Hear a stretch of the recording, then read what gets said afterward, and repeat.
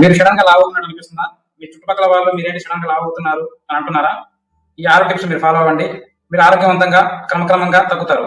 మిమ్మల్ని ఏంటి లావు అవుతున్నారన్న మీ ఫ్రెండ్సే ఎలా తగ్గారు అని మిమ్మల్ని అడుగుతారు. లాస్ట్ లో బోనస్ టిప్ కూడా ఉంది. మీరు భోజనం చేసే టైం 6 లోపే ఉండేటట్టు చూసుకోండి. మీరు తినే తిండిలో 30% రైస్ 70% కర్రీ ఉండేటట్టు చూసుకోండి. కుదిరితే ఫ్రూట్స్ యాడ్ చేసుకోండి. తేలికపాటి ఫుడ్ తీసుకోవడం వల్ల ఫ్యాట్ స్టోరేజ్ తగ్గుతుంది. చక్కెర వాడడం తగ్గించండి.